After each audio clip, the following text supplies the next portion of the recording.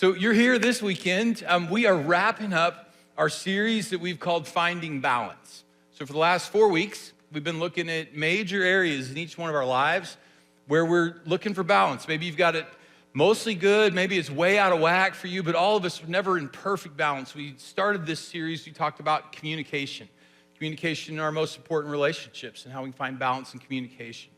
We talked about money and finding balance in how we handle our personal finances in a way that honors God and a way that leads to peace in our lives. And last week, Pastor Ezra talked about conflict. All our lives, we have conflict in each one of our lives, in our relationships, and doing that poorly really costs you, and doing it well can really propel you forward. And so if you missed any of those messages, I'd encourage you to go to our website, and it says messages there on the website. You can go back and you can watch each one of those. I think it'll be helpful for you. Today, we're gonna wrap up this series by talking about finding balance in our relationship with technology. So I'm excited for this conversation. Tech is an important part of each one of our lives. And if you're like me, you're kind of feeling your way through it. And for those of us who are parenting kids, we're definitely feeling our way through the technological advances that are happening right now in our culture. And so I think I have two goals for our time together. The first one is to be helpful to you. And the second one is to be helpful to you in such a way that you are not tempted to whisper, "Okay, boomer," in my direction as we talk about these things. So just a little about me as we're jumping into technology, okay? So you need to know, as we're stepping into this conversation, I love my iPhone. I have had iPhones for a long time now, and I have loved each iteration of it. I do not have the newest one because I'm not always I'm not on the bloody edge of technology, but I love my iPhone. I love my iPad also. And so I love my iPad. I tolerate my PC. For some reason at Christ Community, we are a PC church. And so I've got my PC and it doesn't talk to my Apple stuff very good, but I put up with it. So tolerate PC. I have a $20 a month subscription to ChatGPT. So I'm engaged enough to spend some money on it. So that's a little bit about me and about kind of my relationship with tech. Our kids are grown and gone, and so I texted them this week, and I said, "Hey, how old were you guys when you got a phone?" Because I remember the battle, right? If you have raised kids, if you're in it right now, there was the battle. We let them have phones when they were 14. So I don't know what that means. Our youngest is 25, so that was 11 years ago. She got her first phone, and she was very clear. I got a flip phone at 14. I got an iPhone at 16. So again, it was 11 years ago, so I'm not sure where the world was in all of that. So we're tech people. We engage with tech. And so, starting off, nobody can whisper, "Okay, boomer," at me. So as we go here. So I want to spend a little bit of time in this time with you laying some groundwork. And it might not feel like, hey, we're really in a church conversation as I start this off, but I think there's kind of a perspective about technology that we should have before we step into some things that will maybe be more practical and more helpful for you, okay? So let me start with this first statement that God is generally pro-technology, okay? So I don't know what you think about what God thinks about the tech world, but God is generally pro-technology. So when we think about tech, what comes to my mind first is what I told you about myself. I think this is what comes to your mind first as well. You think about screens, whether that's a phone or an iPad or a TV screen. We think about screens, we think about social media, and we think about AI. Right now, those seem to be kind of the hot conversation topics around tech. And tech is bigger than that, right? Technology is bigger than that. So Britannica, the encyclopedia people, their definition of technology is the application of scientific knowledge to the practical aims of human life. That's what technology is. So the first technology in our world was very likely farming tools. Adam and Eve, our first parents, working a garden to work with God and caring for what he had given to us. The first technology was very likely farming tools. So today it looks a lot different than that, but technology, God is generally pro-technology, and the reason God is pro-technology is because he has given us desires that cause us to develop tech.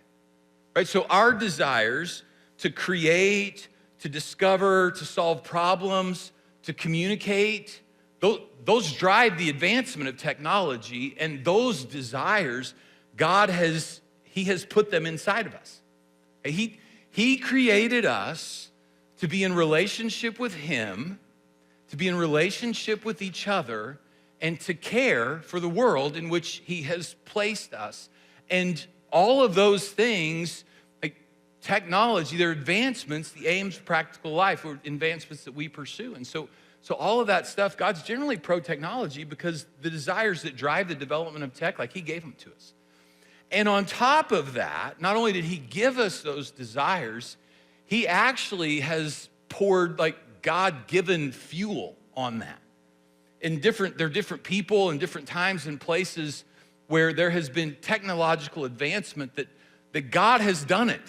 It's been a work of His Spirit. One of the examples of that is in Exodus. It's early in human history. It's in the second book of the Bible. God's people have been rescued from slavery to Egypt. The young nation of Israel has been born into, they're living in the desert at this point on their way to the promised land. And God is teaching them how to worship Him.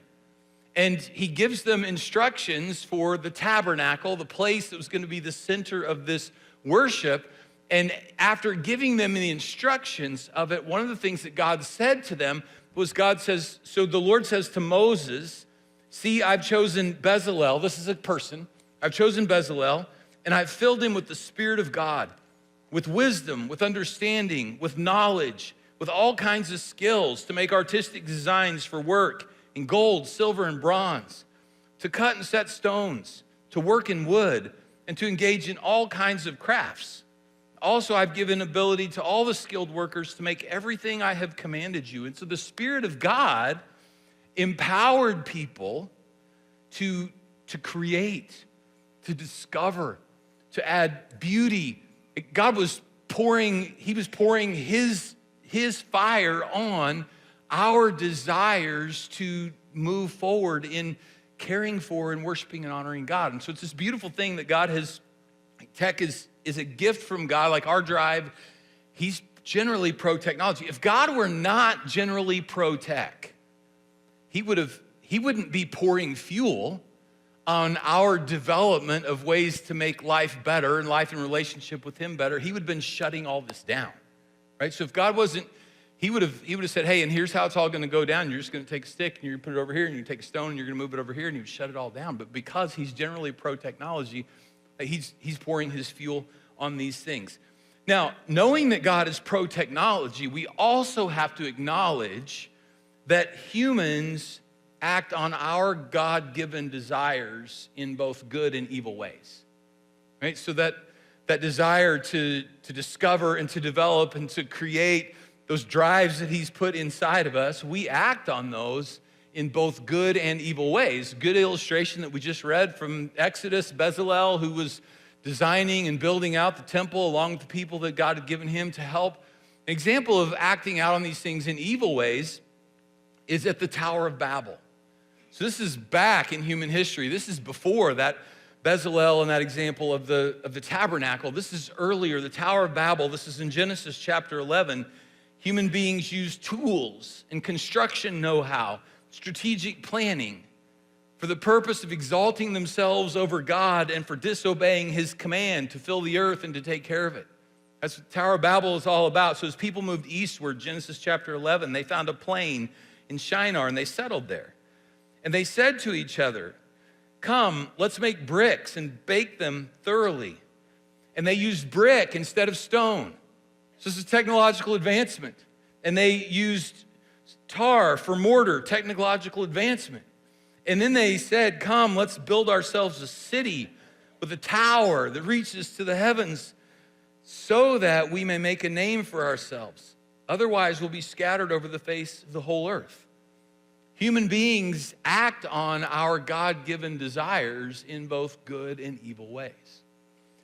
So I read this really interesting example. It's from the life of a guy named Alfred Nobel, and we know his name because it's connected to the Nobel Peace Prize. What you may not know about him is that he is also the inventor of dynamite. So he invented dynamite at that time, it was the most stable explosive. They didn't have a stable explosive to use for construction, for building projects and destruction projects.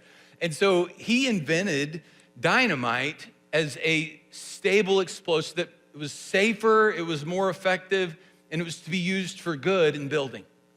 And then human beings took that technology and put it into bombs and used it for warfare and used it in evil ways. And it went someplace that he never intended or knew that it was gonna go. So Nobel was sick, and a reporter got wind of him being sick, and actually fake news that Nobel had died. And in the description of who he was, announcing his death, this reporter declared him to be a merchant of death based on his invention of dynamite. And when Nobel read that reporter's description, what his legacy was gonna be, plot twist, he was very much alive, but when he read the description of what his legacy was going to be, he decided he did not want to be connected with that merchant of death. He instead wanted to be known for something good, which caused him to use his fortune from being the inventor of dynamite to establish the Nobel Peace Prize. And so to me, it's just this illustration of God is generally pro-technology. He's put these desires inside of us that cause us to create, to seek out answers, to develop, to take next steps. And we use them for both good and evil ways. And so we hang on to God's pro-tech. We can use it either direction. All right, so here's the next thing, groundwork that we need to know. Every technological advancement changes us. Every technological advancement changes us. So we are different through each of the technological iterations. So there've been 4 industrial revolutions in our history. And so I was just kind of thinking about these and did a little work on them, and it's interesting to me. So the first industrial revolution, late 1700s, early 1800s. And I read Undaunted Courage by Stephen Ambrose last year. So it's the story of Meriwether Lewis, Lewis and Clark expedition. And Ambrose made this observation. I hadn't connected the dots until I read the book. He talked about, so Lewis and Clark expedition, they're in boats and they are riding horses. And until the first industrial revolution was about the discovery of coal for fuel and steam for an engine. Right? So until we as people figured out coal for fuel and the steam engine, we could travel at the same rate that we'd been able to travel since the beginning of human history. So here we are, late 1700s, not really that long ago, and we can only go as fast as we could walk or as the animals that we were riding could take us. We could only go that fast and only go that far into those places. And the first industrial revolution happens, and we discover coal for fuel and steam-powered engines, and now we can move. And it has radically changed individual people and our world that we could move at a rate that would get you somewhere well within your lifetime. It's a radical change in the first industrial revolution. The second industrial revolution was late early 1900s. And this is the one where factories popped up and really changed us from being farm people to being factory people. And we moved from the country into the city. And that changed everything for people. Changed how they lived, how close they lived to their neighbors, how they related with other people, what they did for work. It changed everything for individuals. I talk about it in just 2 or 3 sentences, but the people who lived through that, that was just a drastic change for them. Then the third industrial revolution comes along, and now we're getting to the one that some of us can remember. Those of us who are in our 50s and maybe a little older, we remember the transition from analog to digital.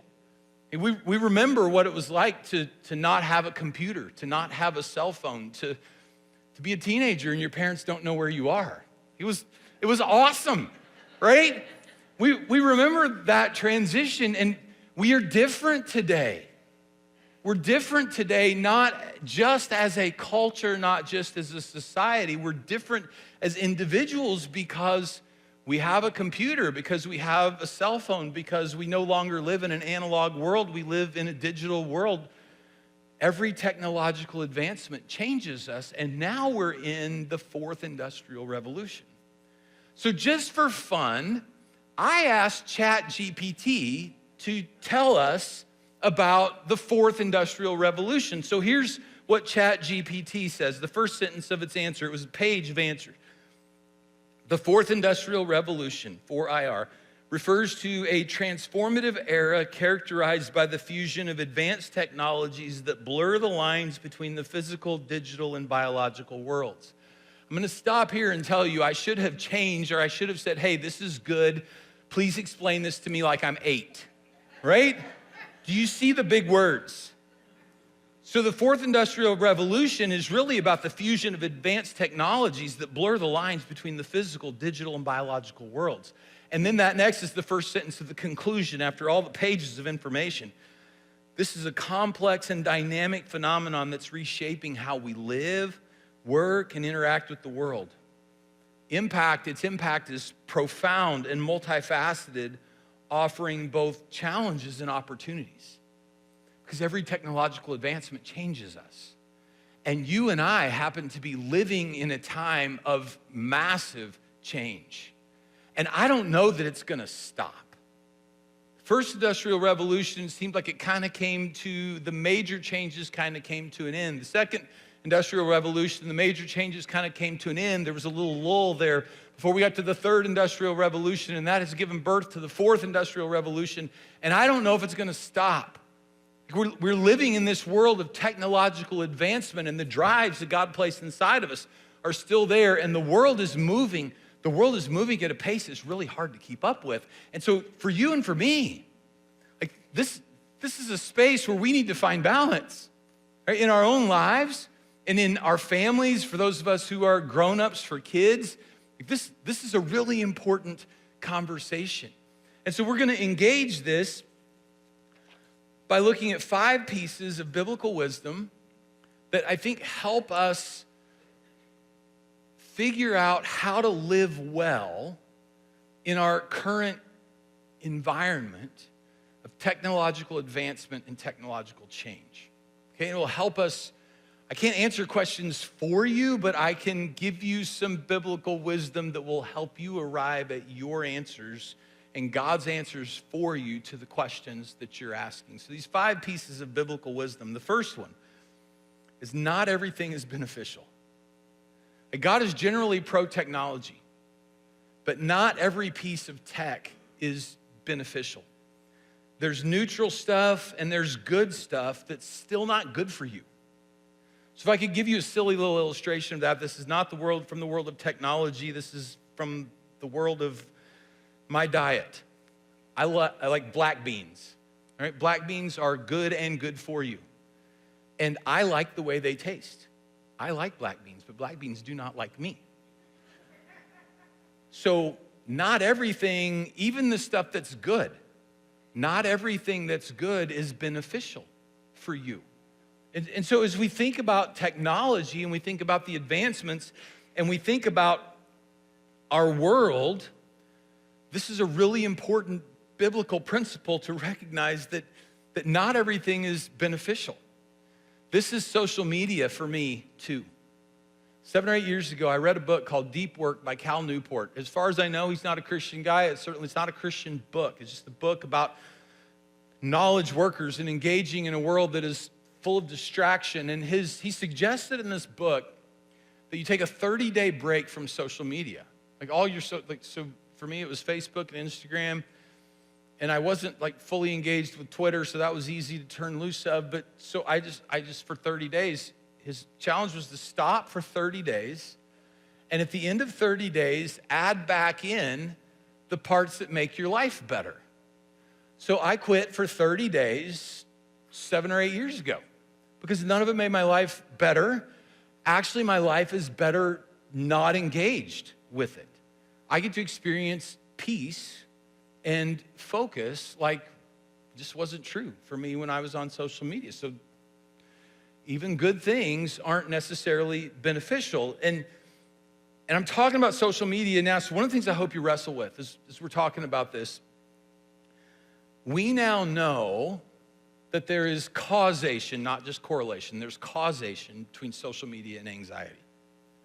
So we're living in the most anxious generation of our country. The anxiety is through the roof, and we know that social media is part of the cause of that. And since not everything is beneficial, I think if you find yourself as an anxious person, and we know that social media is part of the cause, that you might need to wrestle with that a little bit. So hopefully that's helpful for you, but not in an okay boomer sort of way, all right? So as we're talking, not everything is beneficial. The second biblical principle, I will not be mastered by anything. 1 Corinthians chapter 6 is where the Apostle Paul is writing these two things. He says, not everything's beneficial, and I'm not to be mastered by anything.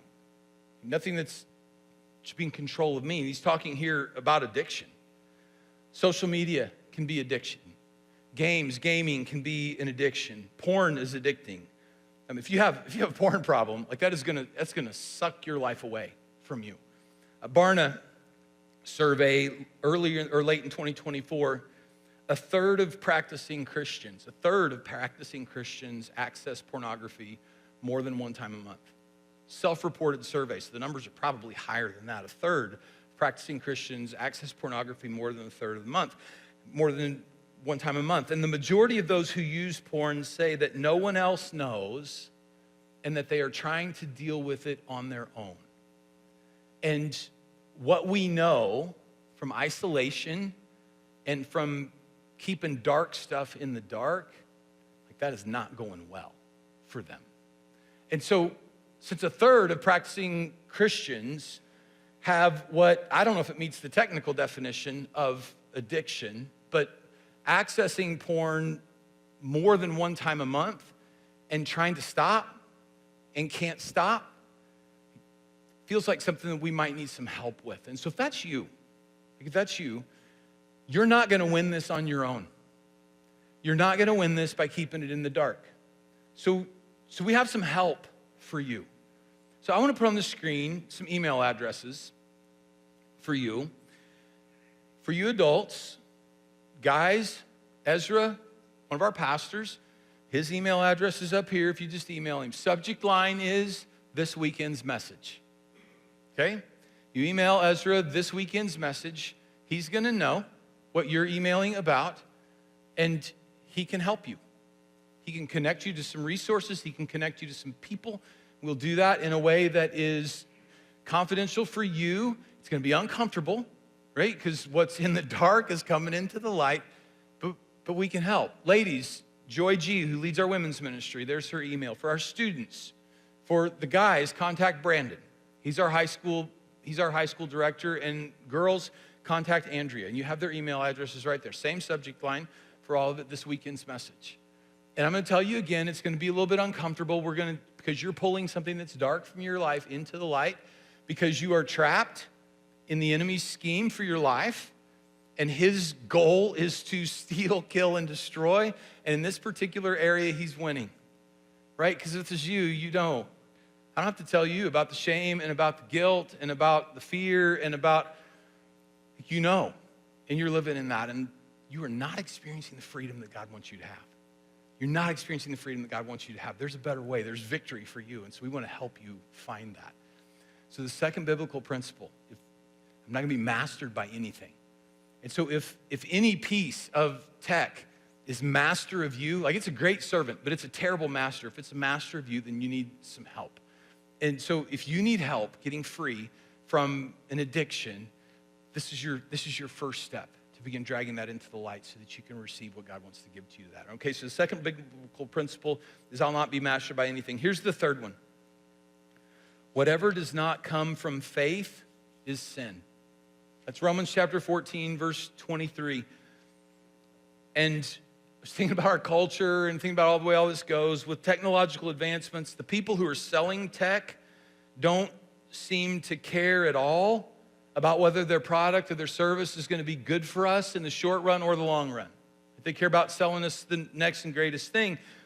and my natural tendency in engaging with these advancements, and not just mine, but the people that I engage with, is we have one of two attitudes. The first attitude is, okay, I'm not really sure about this, so let me try it and find out. And so the first attitude is, I'm not really sure, so let me try it and find out. The second attitude is, I'm not really sure about this, so no. I'm not getting into this. And into both of those attitudes, the Bible says whatever doesn't come from faith is sin. Neither one of these attitudes are from faith. Faith is, I've heard what God has to say to me about this, and I'm gonna move forward on the path that he's laid out for me to live. And so if you're looking at tech for yourself or for your family and you're not sure, could I just encourage you to put it before the Lord? You just put it before the Lord and ask him. And you could point at this verse from Romans 14 and say, okay, so whatever's not from faith is sin. I'm not sure, so I'm not jumping in, right, to find out. I'm not sure, but I refuse to live in fear. So would you speak into this? And those of you who are parenting and you've got somebody who really wants the next version of whatever it is, or their first that all their other friends have, and you're not sure, this is for you. You lay that in front of the Lord and engage them in that conversation. Hey, I'm uncertain about this. I'm not exactly sure. I'm not sure this is right. I'm not sure this is good. We're just gonna put this before the Lord and see what he says to me, to us, to you, and let the Lord speak into that. Everything that doesn't come from faith is sin. That's the third biblical principle. Here's the fourth one. Peace is a great indicator of God's path forward. I don't have just one Bible verse to put on the screen for you for this one. This is just, if you read in the Bible or through Christian history about the lives of people who are walking God's path, this is part of the deal. Peace it's the best indicator of God's path forward. And we might be tempted to think like that the indicator of God's path forward is whether I'm winning or losing, whether I'm happy or sad, but that's not it. Whether things are hard or they're easy, but those aren't the indicators of being on God's path for you. The indicator of being on God's path for you is God's peace in your life. Jesus told us, he said, hey, I'm giving my peace to you. It's different than any other peace you'll find. I'm giving my peace to you. And when we're walking his path, then we get to receive his peace. And I say this because the previous principle about whatever doesn't come from faith is sin, and you're unsure. And given the rate of change and what's available to us and to our kids, if you're paying attention, you've got to be unsure in certain areas. And so if you're unsure and need to know how to move and are laying things before the Lord, peace. Follow the peace, because peace is the best indicator of God's path forward for you. Right, so that's the fourth one. And here's the fifth one. Here's our last one for today. It's okay to be out of step with the world around you. It's okay to be out of step with the world around you. This is a radical statement, right? Because when you walk out of this room and into whatever else it is that, like the other rooms you go to, it is not okay to be out of step in the other rooms you're in. But Jesus has given us permission to be people who are out of step with the world around us. He actually warned us. He said, hey, I'm not in step with the world, and the world does not like me. And if you're going to stay in step with me, there are going to be some areas where you are out of step with the world around you. And we have been told, don't let the culture force you into its mold. You get the opportunity to be someone who walks in step with Jesus and gets to live in his peace. Here's the beautiful thing about being out of step with the world around you. The world around you lives in fear. The world around you lives in anxiety. The world around you lives with uncertainty. The world around you does not know peace. And Jesus has given his people permission to be out of step with the world around us. And the gain for us in all of that is we get to experience his peace. So I want to leave you with 3 questions just to reflect on, for you to process this, and maybe come to some answers of some questions, some things that you're struggling with, or maybe you're helping your kids navigate. So the first one, because technology, the purpose of technology is to make our lives better, right? Relationship with God, relationship with other people, and living out his greater purpose for our life, caring for it's to make our lives better. So question I think this is a fair question. In what ways is my life better because how I engage technology? And what ways is it worse? And how do I know? How do I know if it's better or it's worse? That's a big question. Is my life better because of the way that I'm engaging technology? And if your life's better, keep moving forward in that, right? And if your life's worse, you get a place you can stop if you need to. So that's the first question. Second question, the way I engage technology makes me more connected to, and you can fill in the blank, but less connected to, and then fill in the blank. Read a quote this week, Neal Stephenson, who's an author, writes speculative fiction. He says, every augmentation is also an amputation. And everywhere we step forward, everything we gain, we lose something. Right? So when you think about technological advancement, the role tech plays in your life, the way I engage technology makes me more connected to who or what. And we always lose something in that, so I'm less connected to who or what. And then the real question, is this beneficial? Because not everything's beneficial. Just because I'm more connected over here, I might be less connected over here, and it would actually be better if it were the reverse. So not everything's beneficial. And then the third question, given what I know about God, about who he is, about what's important to him, about the call he's placed on my life, about what he has in front of me, given what I know about God, is he pleased with how and how much I use technology? And as you're engaging that question, my little nudge for you and all that is, you should probably ask him, right? So you should ask him and process that question with him. Is he pleased with how and how much you use technology? And if you'll ask him, and if you'll give him some space to answer and look for his peace, like he'll show it. He'll show it to you. He'll show you what balance looks like in your life. And so we live in this world where technology is just moving forward at a pace that none of us can keep up with. And we have this God who loves us and who does not want us to live out of whack, out of balance. He wants us to live in line with him, with his purpose for our life, and experiencing his kind of peace. So could I pray that for you? Could I pray that for us as a church, for our families? Would you bow your head and close your eyes with me? So Lord, thank you for not leaving us on our own. That this world we live in, the pace at which it's moving, and there's so much, and you do speak, and you lead, and you guide, and you help, and you shepherd, and you protect. And so our hearts are turned towards you. And this doesn't feel like a very churchy kind of subject matter, but it really is. It touches every area of our lives. And so we want to live well in how we help our kids engage with the forward movement of our world. We want to do it in ways that honor you, that show love for one another, and that move your love forward into the lives of the people who are around us. So Jesus, thank you for loving us. We've celebrated that in communion. We receive this gift of forgiveness and life that you're given to us. And thank you that it touches every aspect of our everyday life. So we pray these things in your name.